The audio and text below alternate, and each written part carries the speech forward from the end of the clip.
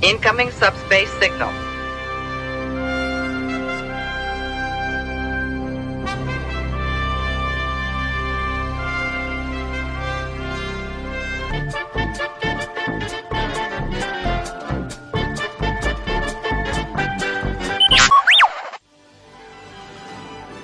You are watching Central Valley Geeks.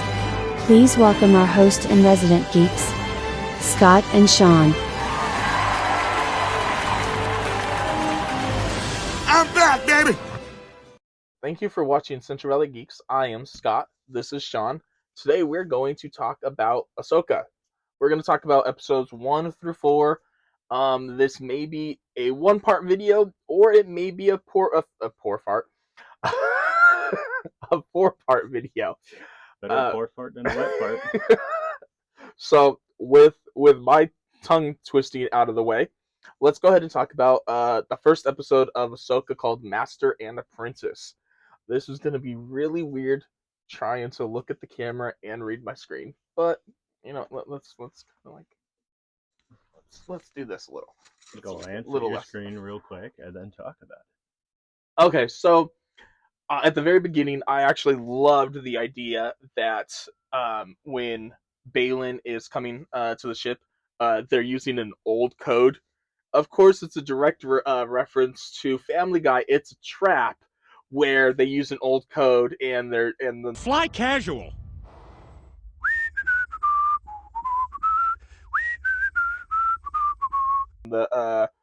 the what the hell is that the ship called where it's like walking and acting nonchalant and whistling or whatever. That's the clip.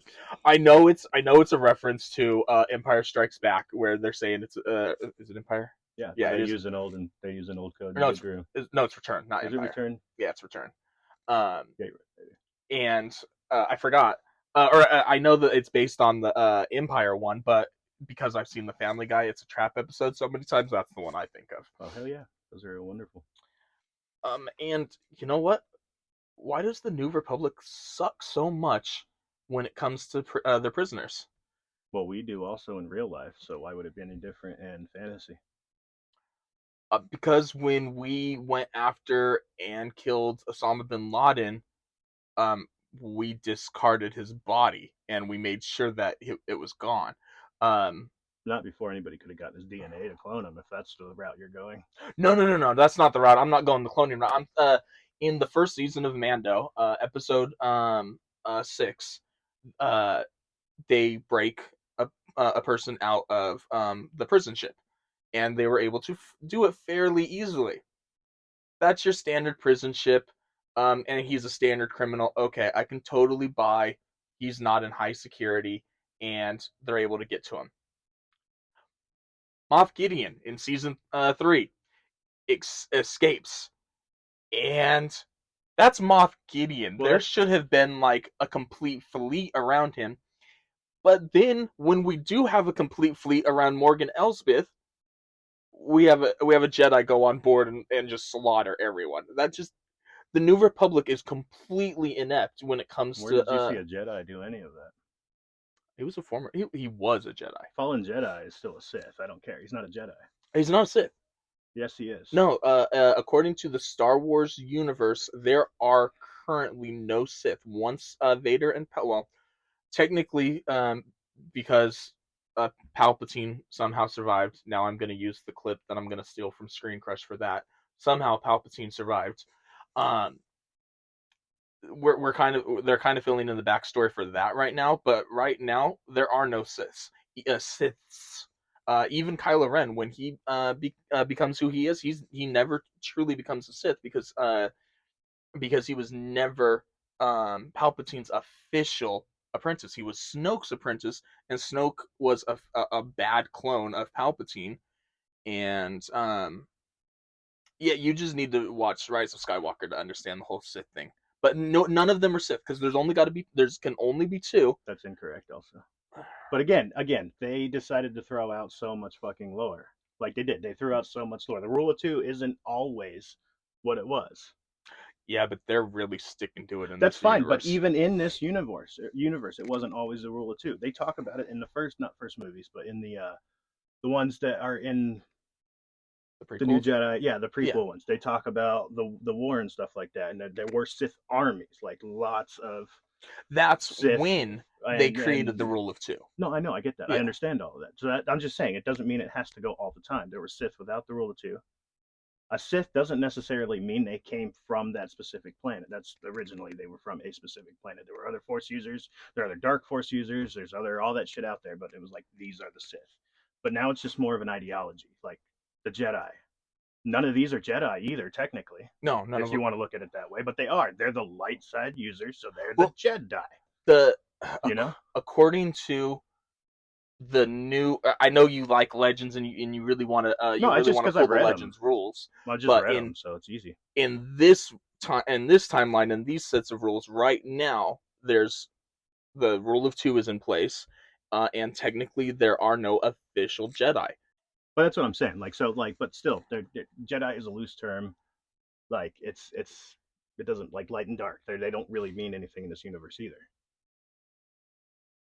Like, that's why there can be gray Jedi. Like they say That's that. Legends. There, even Dave Filoni has come out and said there's no such thing as Dave Filoni and John Favreau are the end all be all of current Star Wars, and they're saying that there's no such thing as gray Jedi, which I personally disagree with because I think Qui-Gon was a gray guy. I think Qui-Gon Jinn was too. Luke. I wouldn't say Luke was a gray Jedi because I don't think he knew enough before Yoda died. No, And then I'm you not worried got the about that part. books I and just stuff. mean mentality wise. Yeah, Mentality wise, he was definitely more on the gray side. Yeah, but like I said, there's really no such thing. But yeah, exactly, because the gray leads to the path of the dark. That's what it comes down to. But getting back to Balin, the fake Jedi, former Jedi, survived Order 66 Jedi, whatever you want to call him. He does have an apprentice, Shin, and she's even got the braid in her hair. I like her and I like him. But then why don't they have different colored lightsabers if they're not Sith? If they choose to have red lightsabers, they're not literally red. saying They are orange red, and Dave Filoni has mentioned that is specific for a reason. He hasn't told us the reason yet. I mean, look at it's close enough though. What's the point? Look at what they did with season 1 of The Mandalorian. For an entire year and a half, Baby Yoda was Baby Yoda. It wasn't until halfway through season 2 that we found out his name was Grogu. And then Jon Favreau suddenly wants everyone to start calling him Grogu. No, everyone still calls him Baby Yoda. Yeah. What's funny is I can never remember his name is Grogu because I think of American Dad every time. Yeah, I don't know. I'm not caught up on my American Dad. I'm a few seasons behind.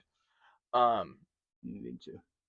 But okay, so the Balin and Shin show up on the fleet.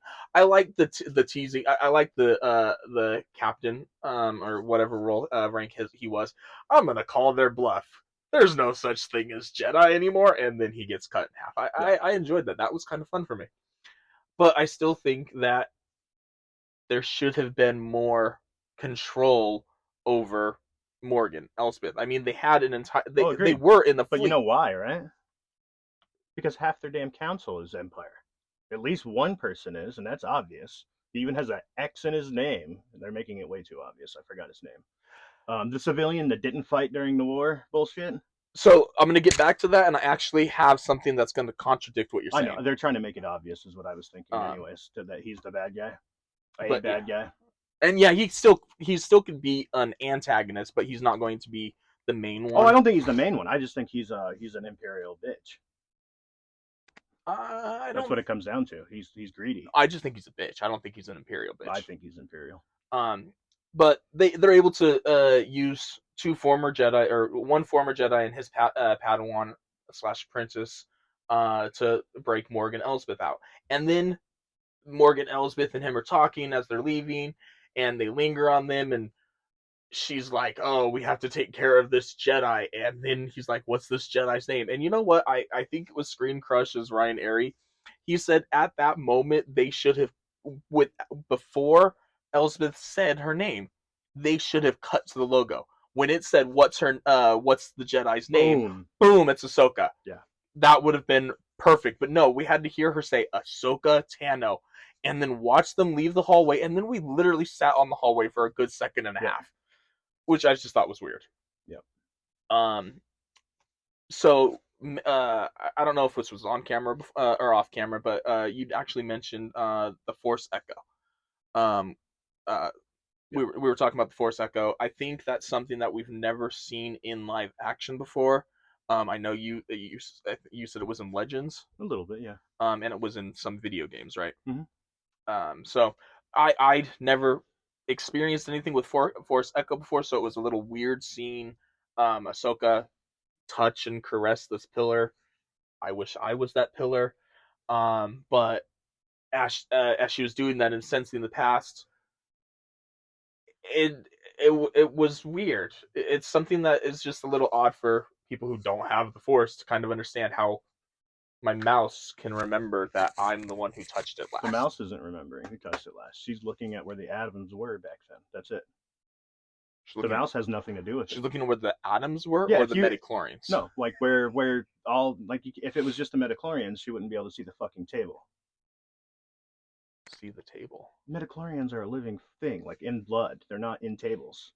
Like, she could see things in the past. She would only be able to see living creatures. What is she seeing? No, she was hearing it. Oh, I swear they let her see her. Okay, well, no, I think it was just hearing. It was just hearing. I swear there was a little bit of okay, well, later on she should be able to see, hopefully. But either way, like they say, if you knew where every particle in the universe was, you could predict the future. You know how they say that?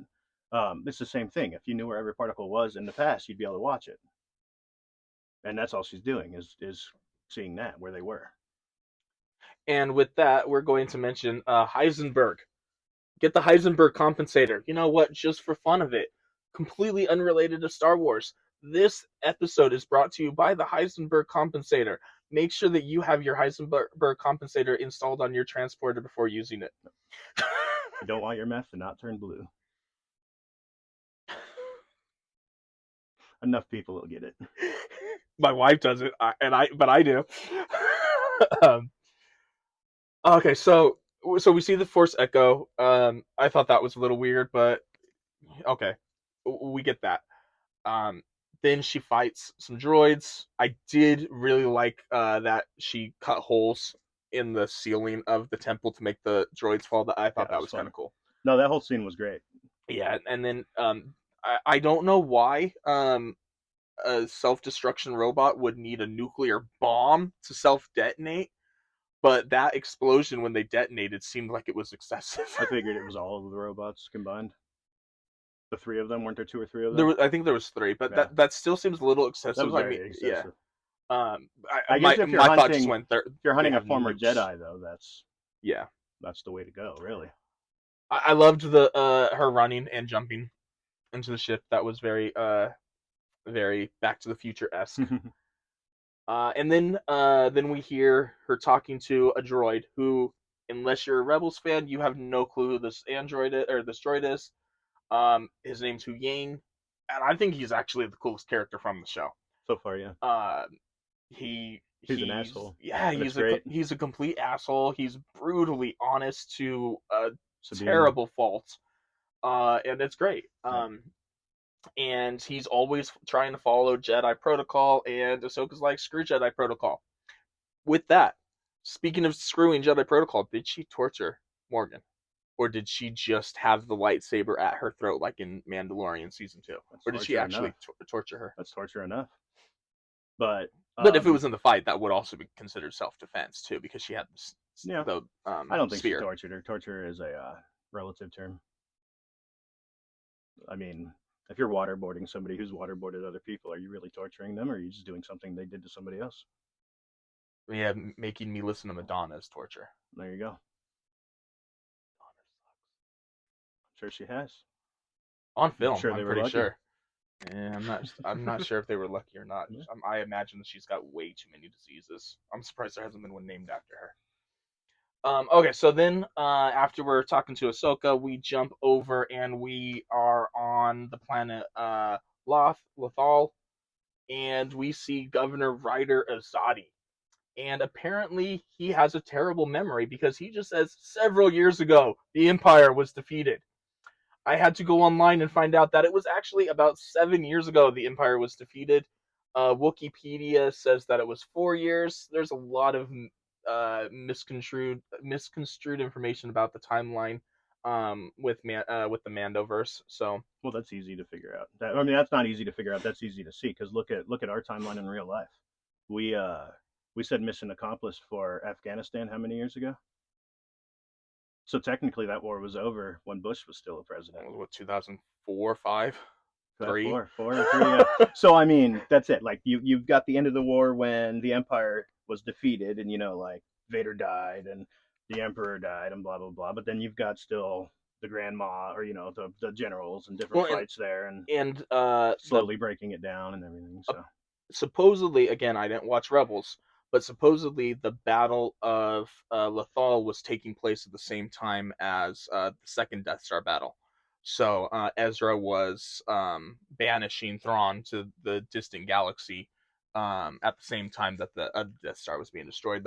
They're kind of like playing them at the same yeah, time. I'm gonna have to watch Rebels. But Governor Ryder Azadi is played by Clancy Brown, whose memory is terrible. He can't remember that the Empire was defeated 7 years ago. He just has several. Cool fun fact about Clancy Brown: I know him best from Shawshank Redemption because he was the guard that basically kicked everyone's ass. But he was previously a Star Wars character as Berg in that same prison escape episode I talked about earlier. He was the Twi'lek, big Buffy guy. And he was also the same. He was the voice of Ryder Azadi in the cartoon also. So that he's one of the carryovers, which is cool. I still wish they would have brought Ashley Exon. I don't know her last name, but she was the voice of Ahsoka. Oh, okay. She in her cosplay for Ahsoka, she looks really good. Then the governor is trying to talk hype for the anniversary. Sabine ditches him.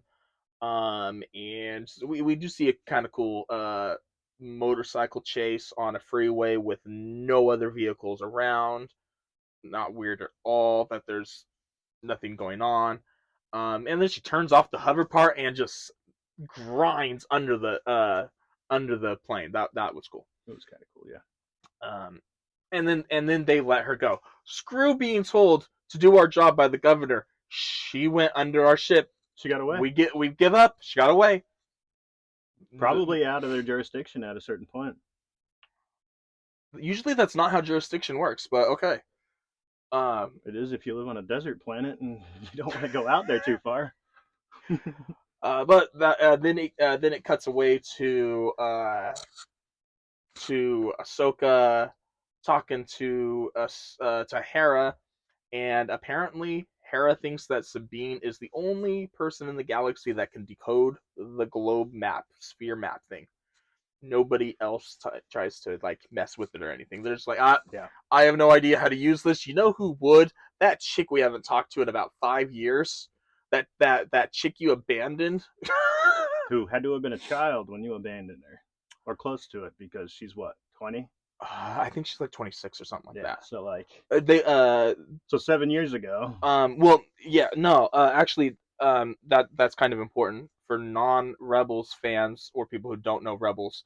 They are young. They're all about the same age as Luke, because Luke was born the day that the Empire became the Empire. Him and Leia were born that day. So was Ezra, but he was just born on Lothal. He was born the day the Empire was created. So every anniversary, it's like it's a reminder. Every time it's his birthday, it's a reminder of the big oppressive government. Yeah. And I'm assuming that Sabine is around that same age too. She's a Mandalorian. She knows a lot of Mandalorian combat. Kind of. We'll see them. We see it more. You know what Mandalorians are supposed to be really good at? Killing Jedi. Yes. She doesn't seem to be so good at that. You know what? Though she's doing really well against the not Sith apprentice, better than she should. That's to be true. honest, like. That's true, and I do want to get to the apprentice versus apprentice in a moment, but I did enjoy the Star Wars rock music. It sounded like Korean pop that she was listening to. And then when she gets home, oh my god, I want a Loth cat so bad. Yeah, they're pretty cool. I want one. Then we saw Shin sitting on a hilltop, totally shot for shot stolen from Phantom Menace when Darth Maul has the probe going looking for them too. Of course. I Well, loved it. then yeah, that's a Star Wars shot. They do Yeah. that. I got in my notes to mention that nobody messed with the map. Nobody tried Well, to spin technically, it. it was a 10,000-year-old map that nobody had seen. So for some weird reason, it's the map to a general that's from just this generation. No, they actually explain in the next episode with Morgan Elspeth the significance behind the map, and that it's not to Thrawn, it's to Peridia, her ancestor's home planet. No, I get that. So were there multiple of those maps around, and this is just the second one that was used? There was no map used the first time because Thrawn was swept away by the Purgles. So there was no map needed because the Purgles navigated it So then themselves. there was no map needed this time because the Purgles would navigate themselves. Like, again, it's a 10,000-year-old temple. It made no sense. Stay tuned to see what happens with that comment. um, Couldn't they just hitch on to the damn Purgles for that matter? Like ride them? You need to watch episode 7. I'm going to. I'm just saying, like. So yeah, you would think that. I'm trying not to. You- Also, it's the Empire. I don't understand why we didn't see a whole fucking thing of dead Purgles with them trying to figure out how they're able to do it organically in the whole 9 yards. Like, it's the fucking Empire. They should be seen to be the Empire a little bit. They're the remnants of Right. the Empire, and You don't there's think the remnants would be harvesting space whales for fucking space travel juice? well, they're spread out far, and it Like- kind of seems like they're all each doing their own Yeah. thing. Moff I Gideon just was mean these specific ones, though, since this is their goal. Her goal was to get the map and build a hyperdrive that could bring the ship back Yeah. rather than because they needed. I think get it, they yeah. needed somebody to connect with the Purgle who was a light side user who could connect with I'm the not that far yet, remember? Episodes 1 through 4. Oh no, I'm talking about Rebels. Oh, we'll see that. Yeah, I'm not worried about that. I'm not where I think that the reason that Elsbeth couldn't use the Purgle to get to the other galaxy is because you needed a light side user to communicate with the Purgle and get them to basically be on your side, because the Purgle are very strong with the Force and they wouldn't help a dark side user. Yeah. That's why theoretically when they get to the far galaxy, I don't know why Ezra doesn't just turn around and say, "Hey, take me back home." To the Purgle, Because they're not migrating that way at the moment. Yeah, It's going against the whole flow probably, and be like asking a turtle in the water to turn around. But if you could actually communicate with the turtle in the turtle language, you might do it. You've seen Finding Nemo. That shit goes way too fast for the term. I'm saying in the flow of like whatever. Oh like, no, like they're in some type of stream that's letting them travel between. well, yeah. Okay, so That's all I'm getting at. Like they might not physically be able to turn around and go Yeah. against the grain. You know what I'm saying? but anyways, there's the Purgle are a whole other issue. But then Ahsoka goes and sees Sabine, and yeah, I'm back to the no one tried to spin the map. Ahsoka tells her, "Hey, I need you to look at this map. You're the only one who can do it." Sabine's like, "Hey, I'm gonna take this back to my place. I'm gonna look at it." Ahsoka's like, "No, you can't do that. But hey, I gotta go talk to Hu Yang for a moment." Yeah. And then when she comes back, oh, shocking! Sabine and the map are gone. I wasn't surprised one bit. So, again, on this same point, do you remember, and this is not in Legends, do you remember in the prequel trilogies, even Anakin could sense those little ass bugs in another room, right? Yeah. But she couldn't tell that Sabine left. She couldn't tell that the droid was being attacked literally 5 feet below her feet. Oh, so well, that's another. That is an I know. episode we're going to talk about. I know, so but I let's mean, get to it's that. just they couldn't hear it either. There's just a few things have been kind of annoying on the No, writing side. No, I completely agree. I would think my excuse for Anakin being able to sense the bug versus them Ahsoka being able to tell the droid or whatever is at the time Anakin was trying to sense what was going on in the room with Padme. Ahsoka is just Should have chilling been and sensing what was going on all around her. Like, I mean, she's not a Jedi. She's the closest thing, and it's the tools she's got. That's all I'm saying. Like, she was trained by Anakin. She should be stronger than she is. And the way they showed her in that first episode is not the way that they have continued to show her through episodes 2, 3, and 4. Well, the way they showed her in The Mandalorian isn't the way that they've kept her in her own show. Yeah. So Sabine gets the map. She's able to open it up and figure it out. And previously, most people had thought that Thrawn had gone to the unknown regions of the galaxy. Because that's what happened in the Legends books. But this one had him go to a different galaxy. And my question is, because this is a different galaxy, is it our galaxy? I don't think Have so. they finally come to our galaxy? Nope.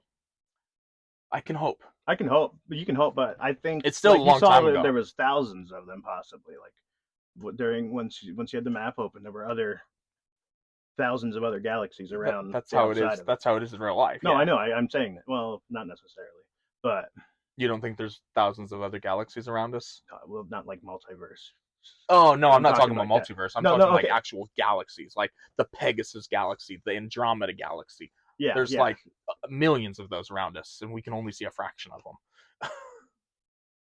Yeah, I guess I don't know. I've never paid that much attention to Star Wars and how they attribute to the galaxy or universe, because in the Legend books, how I interpret it was their galaxy was the entire universe. Like, there's an actual like physical barrier when they get to the end, just like in Futurama when they finally get to the end of our universe. And then they wave at the cowboy versions themselves. Yes, in the Legends books, Bender says applause if you can see that on my camera. In the Legends books, that's how it's implied, because there's a race that comes from another galaxy or universe through that barrier.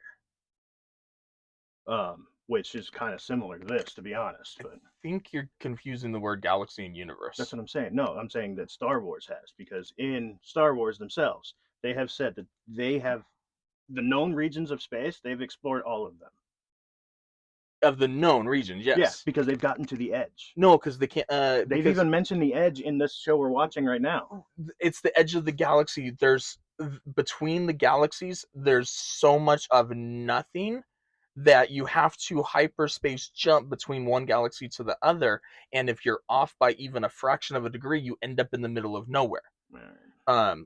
And even in Star Trek, there's a galactic barrier at the edge of the galaxy, not the edge of the universe. That's what I don't know. We'll see. Because you'd have to watch Discovery season 4.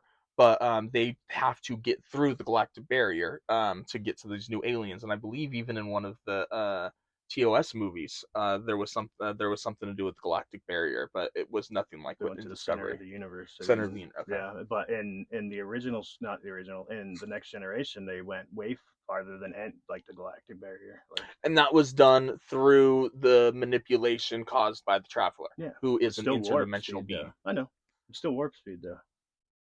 But since he's an interdimensional being, he could have caused the ship to interdimensionally. Yeah, definitely. But quasi space or something that's smaller. Anyways, that's Star Trek, not Star Wars. Same difference. So, after the map gets stolen, we get our first lightsaber fight, which ends really quickly after Sabine gets stabbed in the gut.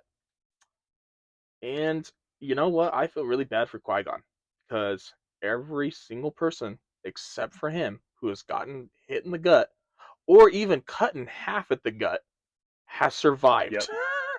Even the only time Liam Neeson hasn't survived. Right, yeah. Liam Neeson can survive everything in the world except a lightsaber to the gut. Nobody kidnapped anybody.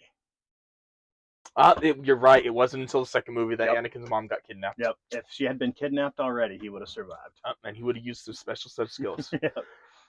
Okay, so with the first episode, my biggest question after the first episode is, who the hell are these people? Because I did not watch Rebels. And in this video, I've already explained, I've had to go back and do Okay, I had to go research Sabine. I had to find out about her. I've probably watched 5 or 6 videos on just her alone, so I know what's going on. Or just watch Rebels. I tried watching I know Rebels. you said. I know. I can't get through it. And a lot of things I've read online too. Just the more you watch, the more annoying Ezra gets. So it's kind of confusing why Ezra is so important, yet he's so damn annoying. I So don't know. was Anakin. But Anakin was the So chosen was one. Jar Jar. Jar Jar was useless. Yeah, but he was important. But yeah, if it actually Jar Jar is the reason the Empire became the Empire. That's what I'm Yeah. saying. Like, if Palpatine hadn't manipulated him, I No, say in no, quotations because he was the one manipulating Palpatine. Darth Jar Jar. Darth Jar Jar all the way. Okay, so yeah, my biggest question after this episode was, who are these people? Um, I guess it's nice that there's a history to the show, but I think there's too much of a history to the show where they're continuing storylines that you had to have known. Only a little. I feel like we'll get some more information in this as it goes too. We Also, knowing who these two mercenaries are doesn't matter. Spoiler alert, we never find out who they are.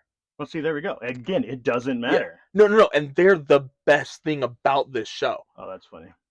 To me, they're one of the fact that they have no history, and well, Balin. And I no offense to Ray Stevenson or anything, because he's a good actor, or he was a good actor, and he did a really good job at Balin. But I think he's getting a lot of Heath Ledger talk. Oh, it's so good because it's his last performance. It's did he good. die? Yeah, Okay. Ray Stevenson died like 3 or 4 months ago. Oh, okay. I had no idea. The worst thing about him dying is if he survives the show, we don't get to see what happens.